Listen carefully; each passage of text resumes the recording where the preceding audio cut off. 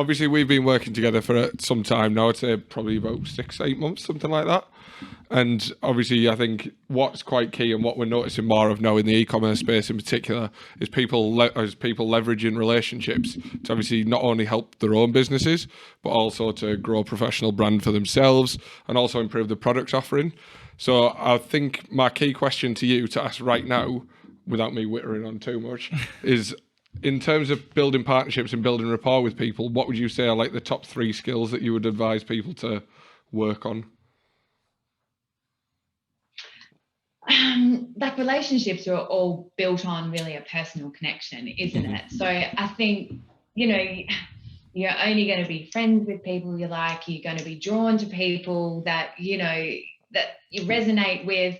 I think partnership people are, first of all, normally a different kind of person, like in any business.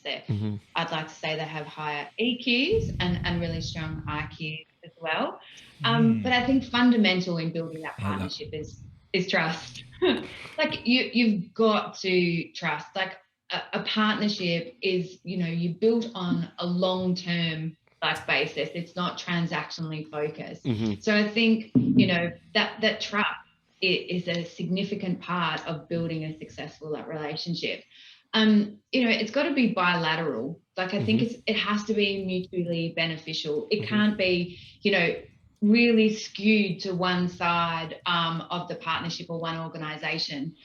Yes, there may be a slight, someone's got a little bit of shift in the balance of power, but it can't be, a David and Goliath situation, I don't think, to be really successful.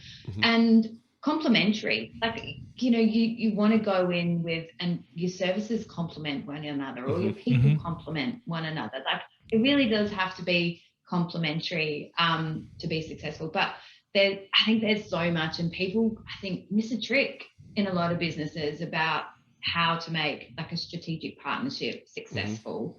There's got to be a shared vision and an alignment in that vision as well. You got to commit to it. Yeah. Like there's no point saying, oh yeah, let's sign up and have a partnership and then not do anything. Like there's no value in that. So you've got to invest in it. That's your time. That can be financially, that can be resources. It's got to be, open communication, and it's got to be measured. Agreed. I'm passionate about partnerships. I don't know if you can tell, but I'm really passionate about partnerships. I felt like I was listening to like Martin Luther King kick off then on the top step. I was like, this is like, it's hit a chord with me. I'm going. I think one of the things that you've hit this sort of nail on the head with, personally for myself, is when we evaluate any relationship that we're going to undertake at Salesfire, it's very much not a case of how is this financially driven. I think the first step that we'd always look for is how does this benefit what we do in terms of products? Is it something we can align with and go, right, this is something we can help you with? Because there are a lot of people who you speak to out there still now, not name dropping anyone, but the first focus is where can I get extra revenue for my agency or tech like company, whatever it may be. And if that's your only focus, then you're losing sight of, as you say, the bigger picture is pointless. Yeah. And all you've done is you've commoditized, the customers that you've worked so hard to get as well. And, that's true. I wouldn't want to be, considered as someone else's commodity that they can just, palm me off wherever they like. Like you really, that, to me, I wouldn't want to necessarily work with a partner who looks at their customer base like that. I want to work with, partners like Salesfire that can see that joint vision together, that you're adding value to your customer. Like that's, customer centric, customer comes first. Like you both got to see that you can both add value to that customer. But then, utopia from a partnership perspective is, you work and you collaborate with, Salesfire, and we go to market together doing things like this, educating, the general market or educating either of our existing customers about each other's services. Like it's going to market and adding value out there outside just our existing customers as well. So I think, utopia is going to market together and finding net new customers and merchants together. Like that, to me, is a really winning partnership. And that's my goal for, you know, Zip and Salesfire to do together. So it's like, in order to sort of not treat those customers like a commodity, you really need to put that legwork in before you even sign up. Then really, it's something before you even sign anything between the two people as a partnership.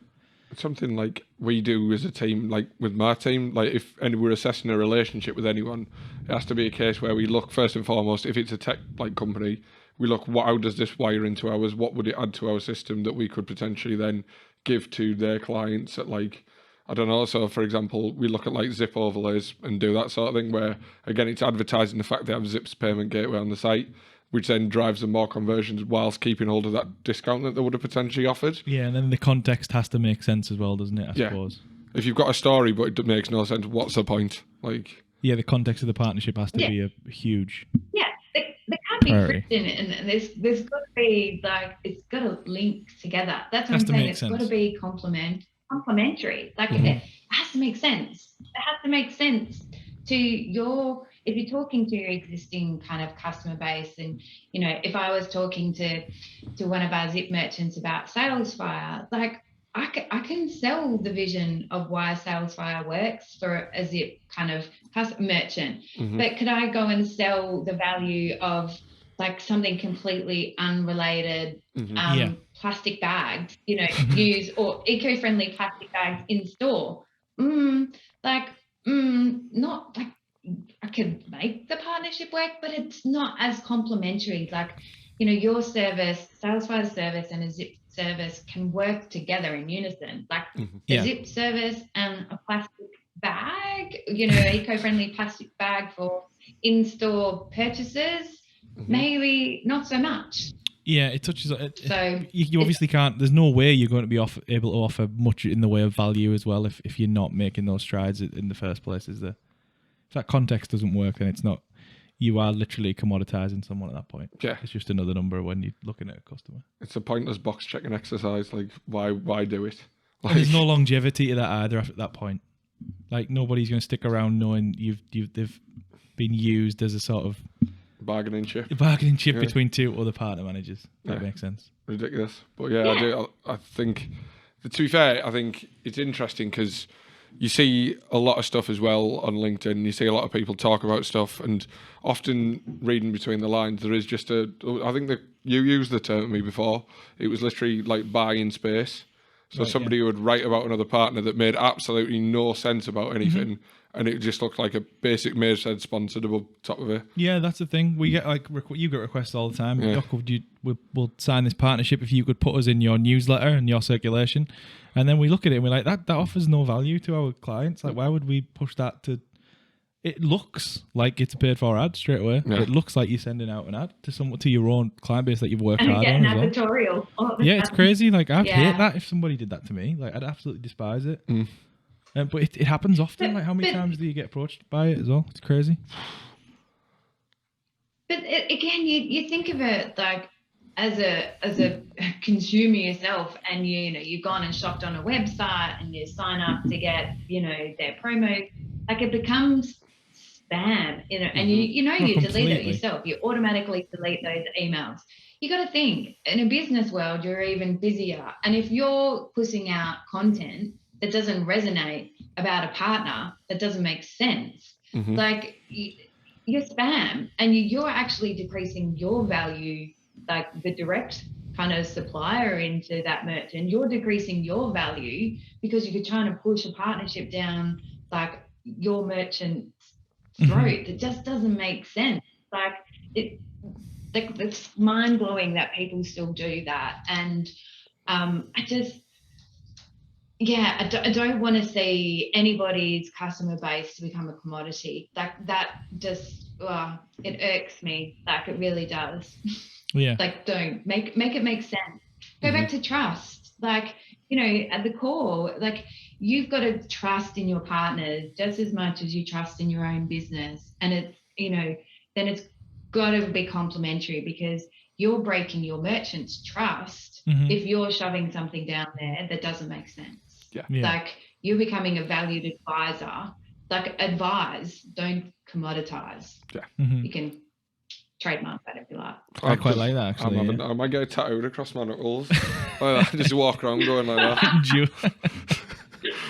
Or across my stomach. I haven't decided yet. Really, what I find really interesting. So, like we've all been in lockdown for what feels like forever. Maybe we'll count it in dog years, and it is literally forever. And we've made all these partnerships. Like we've said, we've only just met in the past kind of 12 months. Mm-hmm. We've managed to build kind of a relationship virtually. Like that's kind of crazy in the context of, you know, where we are in the world at the moment, that I've never met Tim. Like I've never met half my staff or half the staff in the Zip UK office. I've never met. Like I don't know if they have legs. I see them from the shoulders up. But you can still make those personal connections and those partnerships, you know, virtually as well. Like it doesn't have to be a partnership about, you know, a missed face-to-face events and actually seeing someone kind of, you know, over a coffee or a drink. Mm-hmm. But, you know, in a partnership, you've got to, you know, bring your authentic self. You know, you've got to bring that to life on screen, in your, you know, emails, like in your conversations. Like you got to be true kind of as well. And I think that's really important. And maybe working in this virtual world has helped that, because you've literally sat in people's homes. I was about to say, like, do you feel like it's sort of sharpened your tools a little bit, not having those sort of events and meetups and things like that to sort of not fall back on, but sort of like grease the wheels a little bit? Has that made you guys a bit more? I think from where I sit, I'll tell you right now, as is evidenced here, this stuff always helps me, because otherwise I'd go back into like secondary school Tim who couldn't speak to anyone. Do we need to get you help, Tim? Is that what you're saying? I feel so. Like, please send someone along here. So. But as you say, it's easy to just sit, like, almost treat it like walking into a room, just speak to a load of randomers like you would at a big expo, or even like drinks or whatever, like Belinda says. And it's easy to make that initial connection. But actually, to be fair, I feel like I've probably made a lot more authentic. Like, it's a lot more intimate, isn't it? Let's be honest. Yeah, like I've seen this office space that Belinda's in about 9 times. Yeah. I tell you what, I'm banging those things on the wall. 9 times this month, probably. Not 9 times over the course of like 9 months. It's like Tim's as sick of these pictures as I am, I'm sure now. Like I need to change my artwork. I'm into it, to be fair. It's a lot more cultured than I'll ever be, so I'll take it.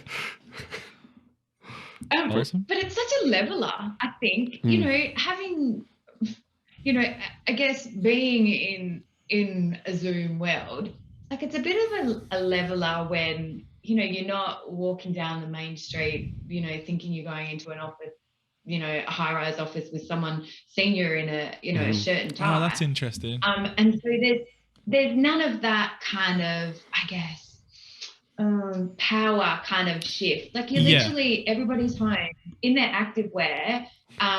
Kids could be running in the background.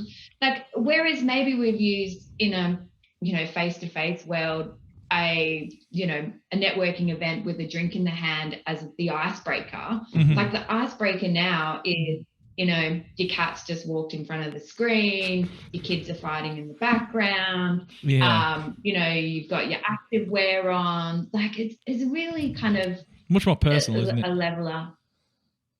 In a way, yeah, it can be, but it's work. Like it's hard work to project, you know, personality and build partnerships and engagement in a virtual world. It's just a different way. I guess. It's interesting. Like, Tim's one of my favourite partners. Like it's got to be. He's the most responsive. Chester. You know, yeah. Get that recorded. That's going on social. Get that recorded. Like it's so responsive. Yeah. So go for the pay rise. He's so responsive. Like, that's really important. Like I know he's only at the end of a WhatsApp, at the end of an email, at the end of the phone. Like you can pick it up and ask him something like random. Like he's a connector. Like if Tim doesn't know, he'll find someone else that knows. And you know, that's a powerful thing when, in partnerships, if a merchant or another partner came to me and I said, oh, we don't do that, but I know someone who does. Like, it's that value transfer and that trust transfer that you're giving automatically in that introduction. And I think, I think that's important. I think that's a really good value about, good partnerships. Yeah, definitely. I mean, even from just looking at it from a core business perspective, there's longevity there. I know I keep banging on about it, but that is literally, that does create that trust, and it does create that somebody is willing to come back to you and talk to you in the future because you've helped them out, and you've helped them out in a very solid way previously. Do you know what I mean? There's huge value in that. It's like the way you've got to look at it as well is like we're not all fishing from the same pond here. Everyone has different things they want to achieve. Everybody has other people that want to work with. And if we can help a partner like Belinda get in touch with those people, or vice versa, then jobs are good, isn't it? That's what we're here to do. Mm-hmm. Like, I see myself as basically the internet concierge. I'm going to stand there with a top hat on and be like, yes, there you go, sir. Your Rolls Royce is outside. Wow. Done. That sounds like the name of your first sort of like 10x speech, that, like when you turn into one of these. Do you reckon? Yeah, one of these entrepreneurs. I was thinking more like mixtape, but But yeah, I say what, Belinda, no one's ever said anything that nice. So yeah. But what do you guys think? Like, what do you think about partnerships, and how does Salesfire look to identify? Like, what do you do before you even reach out to someone, or before you will respond to someone? What do you do, Tim? Yeah, so it's as I say, it's like a 3-step sort of, I suppose, process that we take for it. So if somebody was to come to us, or we were to look externally, number one, it would always be, how can we work together? What can we tie in with our products in order to make it work successfully? Number two, then we start looking at what's the associated, like, not financial value, but what could be the value to our customers in terms of improving the overall wear of it. So we've assessed how we can work with it first and foremost. Second step is, what is the value given to people? And then third step would be, how do we take this forward? What's needed from teams like Josh's, from our dev team, in order to facilitate this, and how we can actually move it. And then after that, it's a case of, I feel we're very open at this end to trying things and going, we'll give it a go. And if it doesn't work, it doesn't work, we'll give it a go, but it was a good idea on paper. Yeah, that's one of the cool things, that we're able to do things like this with just 2 teams. Like, Tim can come to us and we can get this up and running without any red tape really at the moment. We're in a really agile way of working, that we can have 3 different people from 3 different teams sat working on one project, and we can get this up and running in like 10, 15 minutes. It's not even much. And then again, it creates this bond, like this sort of way of doing things. We're getting content that you can use out of it. We're getting content we can use out of it. It's showing off the partnership. And we're not beholden by any sort of red tape, if that makes any sense. And the key part in it as well, it's not like buying space like we discussed before. It's, as I say, mutually beneficial. It's beneficial to people out there on the web as well who view it. It's all like a cool way of doing things. I know it sounds really cheesy, but like, that's the way it's got to be. We've got to sort of look at ways that we can all benefit each other in some hippie commune that I've imagined in my head, and see where we can like take it forward. Well, for me, it's a really soft way of introducing companies like Zip to our client base as well, doing it like this, doing it through or someone that they hopefully trust in being clients of ours, and then introducing yourself, Belinda, into that sort of ecosystem as well when it comes to it. Because we'll push this content out across newsletters, that type of thing, just to let people know what we're up to. But it's a very soft, neutral way of doing it. It's like we're literally presenting somebody that we feel has worth to sort of our client base. It's not just a copy and pasted blog post that's been sent to us and requested that it goes out to our circulation, if that makes sense, which happens all the time still, which is mental. And then people have the choice, like, to choose to engage then or not. Like, like you're saying, they don't have to. If it doesn't resonate and it's not relevant, they're not being spammed with something that doesn't create value. It's not pitched. That's really what partnerships are about. Yeah, it's not a cold pitch. It's about creating value, isn't it? Completely. Yeah, it's all really about creating value. And as I said before, there's enough of a pond for everyone to swim in. It's just about making sure that it's right for the right one. Yeah. It's like we always say, if we have 100 people come to the website, I'd rather sort of 70 left, but the 30 that really wanted what we're offering, we return them. Do you know what I mean? It doesn't work any other way. especially when it comes to sort of longevity of stuff and churn and that type of thing. That's what we're here for at the end of the day. Like, no one's here for the one night stand in e-commerce. It's more of like a 12-year marriage or no lifetime marriage. Deep this. I know, deep. we're going to get some good social cuts out of this. And I tell you what, you bring me back next week, boys. I'm here, I'm free. We're ready. Right, For one time only, or is this a? No, we'll let him tour? back. He's been too busy for us recently. He's been too good for us, so it's nice. It's only because you're here, Belinda, that we've managed to get him on. So Say that, you'll inflate her ego. Am I your favourite too? I believe so, Am I your Belinda. favourite too? So to wrap us up then, Belinda, what should we be looking for from Zip this year? What's next? Oh, I don't know. Can you tell Isn't us? it better to keep you in suspense? Oh, So wow. I'd rather What's keep you going in on here? All right, I like that. I would just say, watch this space.